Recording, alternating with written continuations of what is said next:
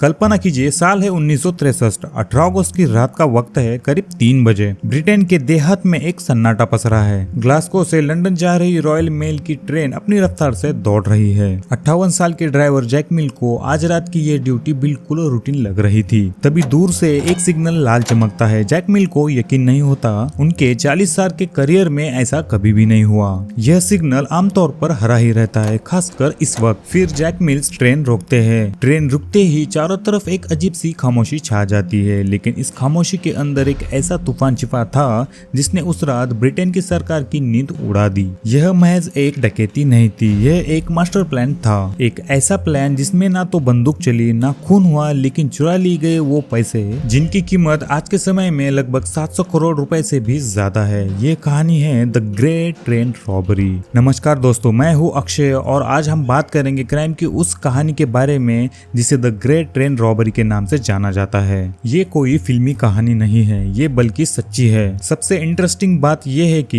ये डकैती आज के इंटरनेट या सीसीटीवी के जमाने में नहीं बल्कि 1963 में हुई थी। तो चलिए डालते हैं एक नजर उस शानदार प्लानिंग पर जिसने पूरे ब्रिटेन को चुनौती दे दी। इस पूरी वारदात का मास्टरमाइंड था एक शख्स, ब्रूस रेनॉल्ड। ब्रूस कोई आम चोर नहीं था, उसे खुद पर बड़ा घमंड था कि वो स्मार्ट तरीके से क्राइम करता है जिसमें हिंसा ना हो, और वो एक प्रोफेशनल क्रिमिनल था। लेकिन उसके पास एक कमी थी, उसे ट्रेन लूटने का कोई भी एक्सपीरियंस नहीं था। प्लानिंग की शुरुआत हुई एक इनसाइडर टिप से। ब्रूस को रॉयल मिल के एक सीनियर सिक्योरिटी ऑफिसर से सीक्रेट जानकारी मिली। उस ऑफिसर का नाम आज तक राज है। उसने ब्रूस को बताया कि ग्लासगो से लंदन जाने वाली ट्रेन में एक खास डिब्बा होता है, HVP डिब्बा यानी हाई वैल्यू पैकेज। इस डिब्बे में बैंकों के पैसे, मनी ऑर्डर और कीमती सामान भेजा जाता है। लेकिन सबसे बड़ी बात उसने ये बताई कि उस तारीख 8 अगस्त को इस ट्रेन में रिकॉर्ड तोड़ पैसा होगा। अब इतना रिकॉर्ड तोड़ पैसा इस ट्रेन के अंदर होने की वजह क्या थी? पिछला हफ्ता बैंक हॉलिडे था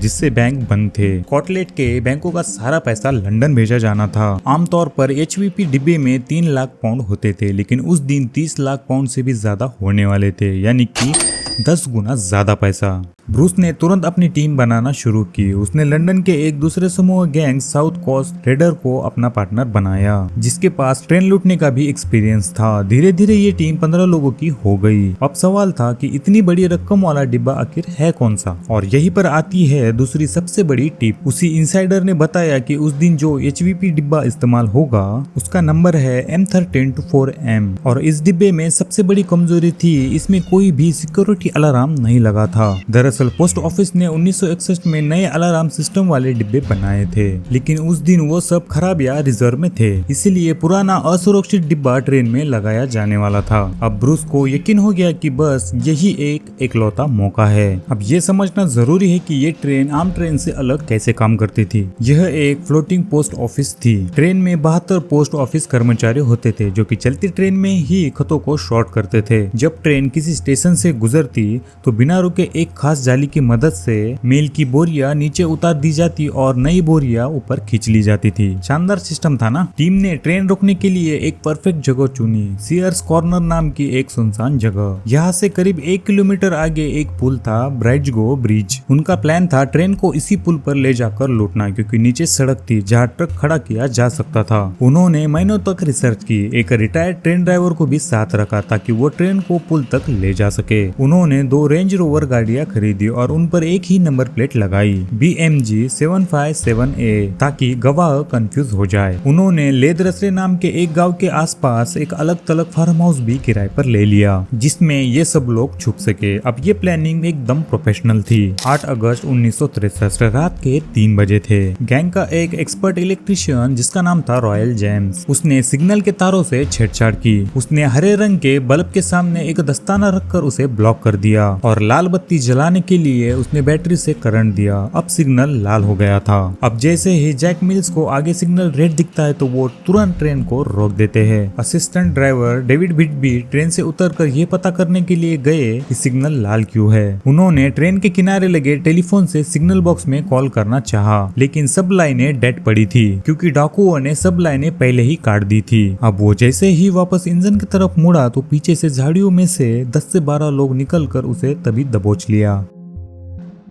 कुछ डाकू इंजन पर चढ़ गए। जैक मिल्स ने जब विरोध किया तो एक डाकू ने उनके सिर पर लोहे की रॉड से वार कर दिया। 58 साल के मिल्स बेहोश होकर गिर पड़े। यही एकमात्र हिंसा थी जो उस रात हुई। अब उन्होंने अपने साथ लाए रिटायर्ड ड्राइवर को बुलाया, लेकिन वो डर गया। उन्होंने कभी यह नया इंजन नहीं चलाया था। अब प्लान अटक गया। आखिर में उन्होंने बेहोश जैक मिल्स को उठाया और जबरदस्ती करते हुए कहा कि बस यहाँ से 1 किलोमीटर आगे इस ट्रेन को ले चलो। मिल्स घायल अवस्था में जान के लाले पड़े देखकर ट्रेन को धीरे धीरे ब्रिज तक ले गए। ब्रिज पर पहुंचकर डाकुओं ने एचवीपी डिब्बे का दरवाजा तोड़ा। अंदर 5 कर्मचारी थे, उन्हें रस्सियों से बांध दिया गया।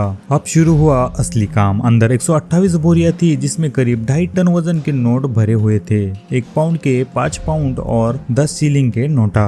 डाकुओं ने इस पैसों से भरी बोरियों को जल्दी जल्दी खाली करवाने के लिए एक चेन बनाई। एक डिब्बे से बोरी उठाकर दूसरों को देता, वो तीसरे को, और ऐसे करके नीचे सड़क पर खड़े ट्रक तक। उनके पास समय बहुत ही ज्यादा कम था। उन्होंने सिर्फ 15 से 20 मिनट में 128 में से 120 बोरियां ट्रक में फेंक दी और 8 बोरियां जल्दी में वहीं पर छूट गई। वारदात के बाद गैंग अपने ट्रक और रेंज रोवर में सवार होकर लेदरसले फार्म हाउस पहुंचाया। उनके पास अब 2.6 मिलियन पाउंड्स थे, तब के करीब 15 करोड़ रुपए थे। अब वो सब इतना सारा पैसा देखकर बहुत ही ज्यादा खुश थे, लेकिन इसी खुशी में उनसे एक बड़ी गलती हो गई। वो असली पैसों से वहां पर बैठकर ही मोनोपोली गेम खेलने लगे, हंसी मजाक कर रहे थे और बहुत ज्यादा जश्न मना रहे थे। इस दौरान उनके फिंगरप्रिंट्स गेम के पैसे और बोरियों पर लग गए और वो इतने ज्यादा एक्साइटेड थे कि वो इन सारे सबूतों को मिटाना भूल गए। तो चलो अब बात करते हैं उस मास्टर स्ट्रोक की जो इनकी गिरफ्तारी का कारण बना। जब ये सारे लुटेरे पूरी ट्रेन लूट कर वहां से निकल रहे थे तो एक कर्मचारी को कहते हैं कि आधे घंटे तक तुम अगर यहाँ से हिले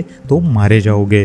पुलिस ने जब ये बयान सुना तो उन्होंने कैलकुलेशन लगाई। अगर डाकू आधे घंटे से फरार हुए हैं तो वो ज्यादा से ज्यादा 50 किलोमीटर के दायरे में ही होंगे। पुलिस ने पूरे एरिया की घेराबंदी कर दी। हेलीकॉप्टर भी उतारे गए। गैंग को जब रेडियो पर ये खबर मिली तो उनके होश उड़ गए। उन्होंने शुक्रवार को भागने का प्लान बनाया था, लेकिन अब गुरुवार की रात ही भागना पड़ा। उन्होंने पैसे बांटे और एक शख्स को फार्म हाउस को आग लगाने का काम देकर वहाँ से भाग गए, लेकिन वो शख्स भी डर गया। उसने पैसे तो लिए लेकिन आग नहीं लगाई और भाग गया। अब इस तरह सारे सबूत पुलिस को मिल गए। पुलिस ने जब फार्म हाउस की तलाशी ली तो उन्हें वो मोनोपोली का गेम मिला। उस पर सारे फिंगरप्रिंट्स थे। इन सारे फिंगरप्रिंट्स को स्कॉटलैंड के यार्ड के डेटाबेस से मैच किया गया, क्योंकि इनमें से ज्यादातर के पुराने क्रिमिनल रिकॉर्ड थे। कुछ ही हफ्तों में 15 में से 12 लोग गिरफ्तार कर लिए गए। बाद में 2 और पकड़े गए। सिर्फ 2 लोग पुलिस से बच गए। एक था वो रिटायर्ड ड्राइवर जिसे कभी पहचाना नहीं जा सका, और दूसरा था वो रॉयल मिल का इनसाइडर। उसका नाम और चेहरा आज तक रहस्य बना हुआ है। उसने अपनी पहचान उजागर ही नहीं होने दी। कोर्ट ने इन डाकुओं को सजाए मौत नहीं बल्कि 30 साल की कैद की सजा सुनाई। ये ब्रिटेन के इतिहास की सबसे लंबी सजाओं में से एक सजा थी। लेकिन इस कहानी का सबसे दुखद हिस्सा है जैक मिल्स। सिर पर चोट के कारण वो दोबारा ट्रेन नहीं चला पाया। इस घटना का सदमा उनके दिमाग पर इस कदर हावी हुआ कि 7 साल बाद 1970 में उनकी मौत हो गई। दोस्तों, इस कहानी से हमें एक बहुत बड़ी सीख मिलती है। ब्रूस रेनॉल्ड्स और उसके गैंग ने महीनों की प्लानिंग की। हर छोटी से छोटी डिटेल का खास ख्याल रखा गया। उन्होंने सरकार की सिक्योरिटी को भी चुनौती दी। बिना गोली चलाए सदी की सबसे बड़ी डकैती को अंजाम दिया, लेकिन आखिर में वो एक छोटी सी लापरवाही का शिकार हो गए। थोड़ी देर की खुशी ने और उस मोनोपोली के खेल ने। ये कहानी बताती है कि कोई भी प्लान तब तक परफेक्ट है जब तक वो कागज पर है। हकीकत में एक छोटी सी चूक पूरे खेल को पलट सकती है, और शायद यही वजह है कि आज भी लोग ब्रिज को देखने के लिए जाते हैं, जिसे अब ट्रेन रॉबर ब्रिज के नाम से जाना जाता है, और इस कहानी को याद करते हैं। सो गाइस, आज के लिए बस इतना ही। ये वीडियो आपको कैसा लगा मुझे कमेंट बॉक्स में जरूर से बताना, और हाँ, ये कहानी आपको अगर अच्छी लगी हो तो एक वीडियो को लाइक से जरूर करते हुए जाना, क्योंकि आपके एक लाइक से मुझे बहुत ही ज्यादा मोटिवेशन मिलता है। तो चलो अब मिलते हैं एक और न्यू इंटरेस्टिंग सी कहानी के साथ। तब तक के लिए टेक केयर, बाय बाय।